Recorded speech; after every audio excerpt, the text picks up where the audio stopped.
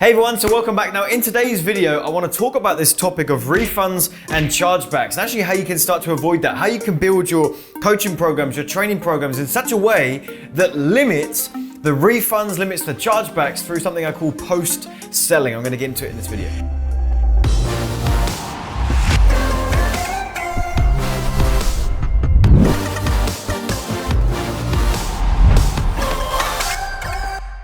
So firstly, if you're new to my videos, my name is Penberthy and I help business owners and entrepreneurs get more customers and do that online profitably. If you enjoyed this video and you'd like my help, I have a free online training I think you'll really like. I'll leave you a link in the description box in the top comment, and that'll show you how I go out there and acquire customers profitably on social media and how I can help you do the same thing. So in today's video, I want to talk about something that is quite interesting, because as my company has been scaling, and by scaling I mean, look, we've been bringing up our ad spend from 10,000 a month to 30,000 a month to 50,000. We've had months where we're spending six figures a month on our advertising, across Facebook and Instagram and YouTube. And what we have seen as we have been scaling is that, you will find as your ad costs go up, as your sales volume goes up, as your revenue goes up, that there are other costs that go up with it, right? Which one being your ad spend. As you are bringing in more leads and you get to a point where you're bringing hundreds, if not thousands of new leads into your business every single day, tens of customers, your ad spend will naturally go up. As you start to somewhat saturate certain markets and they've seen your face or your brand or your products time and time again, your ad costs will just go up naturally. And so what we've had to look at as a company is what are all the other ways that we can increase revenue outside of the obvious things, right? Bringing your ad costs down, bringing the conversions up throughout your funnel, like all these things that, and the stuff that people talk about, but there's one that people don't really talk about, and that's refunds and chargebacks. Like, think about it. If you're bringing in, let's just say it's six figures a month, right? Let's say that's what you brought in, six figures for the month, and you've got a 20% refund rate. You have just cut your entire revenue by a fifth.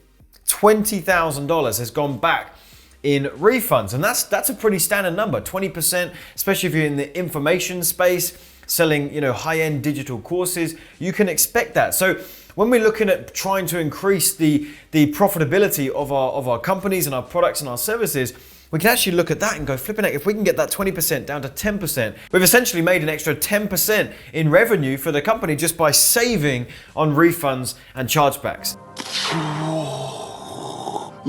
And so I want to teach you a little strategy here today that's going to help you, and you can apply this to your business, whether you're making six figures a month, seven figures a month, or even you're just getting a few customers in every single day. If you can save on refunds and you can save on chargebacks, you're going to be able to grow your companies better. You're going to have more revenue to play with, and a ton of good stuff happens. So look, this is going to be the world's simplest little doodle here on the whiteboard, but let's say this is the part where someone actually makes a purchase of your product, of your service, and they come into your world, right? This stuff over here, this is all the marketing that we're doing to get people in, right? This is all the stuff that we are, putting our ads up there, our sales funnels, all the sales conversion, like this little star, is everything on the front end that you're doing for the marketing, and then we get them in, and we can kind of list it as like pre-sale stuff, right? Like, we don't have the sale yet, so it's all before the sale. When the sale comes, and they come into our world, we just think it's happy days. They're in, if they like the program, great. And if they refund the chargeback, well, that's crap, but it's just gonna happen. And it's not. We need to think about this stuff over here, which is the post-sale. And there's a ton of stuff that we can do here after the sale that actually, the selling doesn't stop. We're just selling them on different things. So over here, we're selling them on coming into our world and purchasing our products. On the post-sale side, we still need to think about this idea of marketing to them and selling to them, but we're doing it on something different. First thing is we're selling them on not refunding, right? There are things we're going to be doing and saying in our training programs, in our coaching programs, in our language patterns, in any, whatever your delivery is, that we're selling them on not wanting to refund. We're selling them on using the product. Right? We're selling them on the level of support that we give them and continuing to get them excited. You've got to understand there's going to be buyer remorse, right?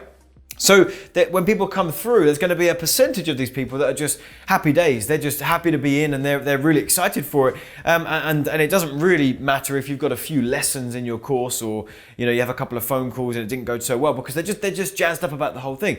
There are other people that are coming in and they're getting cold feet already. Right, they're kind of coming in and going, you kind of just got me across the line, but I'm not really sure if I want to be here just yet. So we have to sell those people on continuing and sticking with the program. So I'm saying, so we've got to put just as much effort into this side, maybe not as much, but we need to put a good amount of effort in that as we would do trying to sell someone in. So I'll give you some examples of how I do this. When someone's in my online courses, what I'm going to do when they first come in is they're going to land on a purchase confirmation page that has a video from me just getting super excited, congratulating them for purchasing, congratulating them on making such a smart investment in themselves and in their business, reminding them of where they can get support. Okay, when they get into the members area of my online courses, there's another video there on the welcome page of the membership site doing the same things, but then I'm trying to get them straight into our community.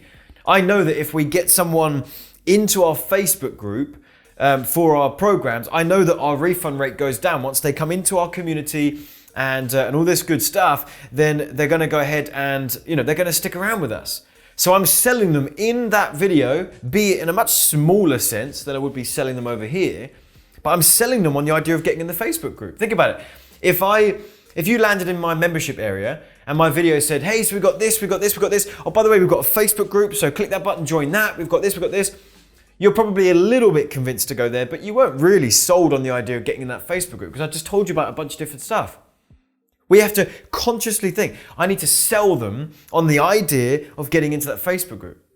So I'm going to say, hey, so you're here, you've got this. By the way, we've got our Facebook group. That is where you're going to get the most support. That is where our most successful students are hanging out. We're chatting there every single day. My team are checking the posts. That's where you're going to be able to get us and get our support. If you're not in there, you're doing yourself a disservice. There is so much goodness in that group. You need to go do that first thing. Do that right now.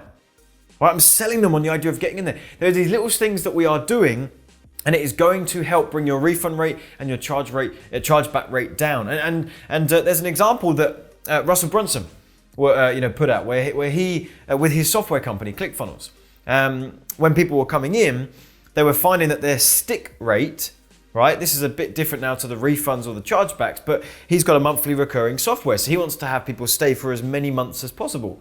And he noticed that their stick rate, being how many months they stay for, wasn't as high as he would have liked. And so they were thinking about ways that they could be selling them post-sale.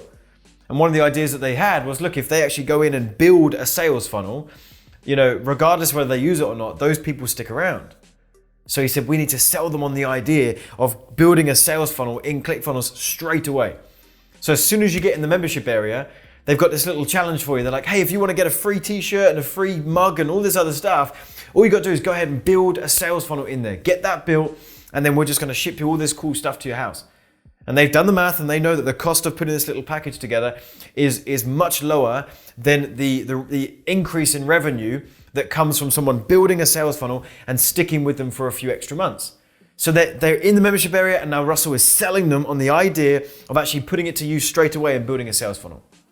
So hopefully you're getting this idea. You need to look at your business right now. Like I said, regardless of whether you're at your first customer, 10, 100 or thousands of customers, you need to look at what you're doing and how you deliver your products and make sure that you are thinking about the post-sale. What things do you need to be selling them on once they're in to keep them around, to keep retention high, or to keep refunds and chargebacks low. And that is an extra little pocket of revenue in your company and in your business that a lot of people neglect, and I hope that you don't, all right? So hopefully you found this helpful. If you did and you'd like more of my help, I do have a training I'd love for you to check out. There's a link in the description box and the top comment, and that'll show you literally how I go through this entire process of going out to complete strangers on social media, taking them through a simple sales funnel that turns them into customers out the other end. It's really, really cool training. I think you'll like it. There's a link in the description box. And if you haven't already, subscribe to the channel and turn on that bell notification. We're putting out a ton of new videos here every single week. And also leave me a comment. Let me know what you thought of this video and give me a thumbs up. I'd absolutely love that. And I will see you again in a future video. Take care. Bye-bye.